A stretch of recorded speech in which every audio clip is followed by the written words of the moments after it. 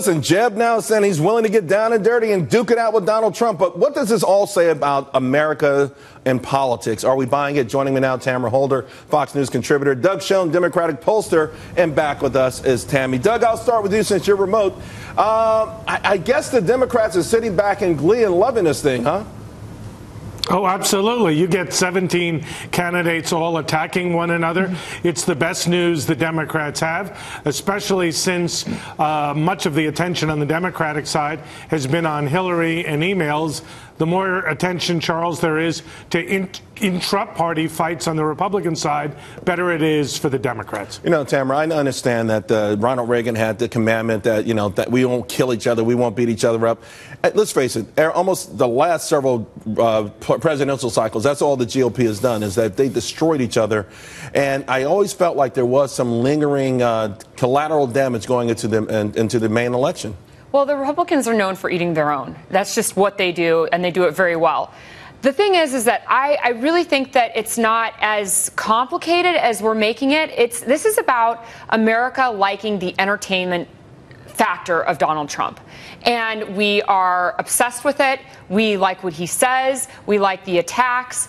And that's as simple as it is. So you're dismissing his popularity as the candidate, as just being more or less some sort of infatuation with the celebrity / guys hogging the stage? Yeah, it's something better than just eating your own. It's something better than crabs in a bucket, because you cannot win against Donald Trump if you're going to go to town with him and debate him in that style and get dirty. You can't win. So, Tammy, is anyone going to win out of this? I mean, ultimately, does it have some sort of residual effect? Oh, I think this is actually great. Look, the reason Hillary's in such trouble now is because no one was confronting her a year and a half ago. This makes people better candidates. It brings out what might be some of the issues. You know, the Democrats know of all the skeletons, all the weak places of the Republicans.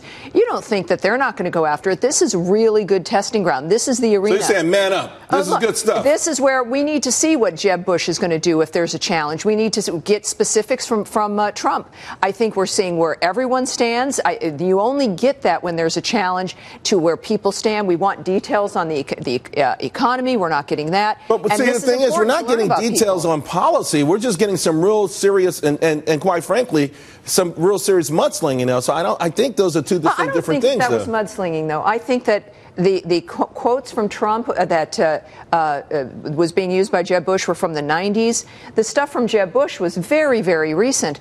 These are things that the but that was sort of almost like a Jon Stewart thing, when they slice and dice things and make them into a montage that really weren't necessarily true on the Trump stuff. I mean, the Jeb stuff. Yeah, I think that it is mudslinging, because when Donald Trump says things like, Jeb Bush should learn to speak English and he shouldn't speak Spanish and things like that, those are just really good word usage, or a war of words that Donald Trump is very good at, that nobody else can do as good as Donald or as well as Donald. Hey, Doug, real quick. I mean, you've run campaigns. You know this stuff inside and out. Ultimately, I mean, does it help or does it hurt? Yes or no?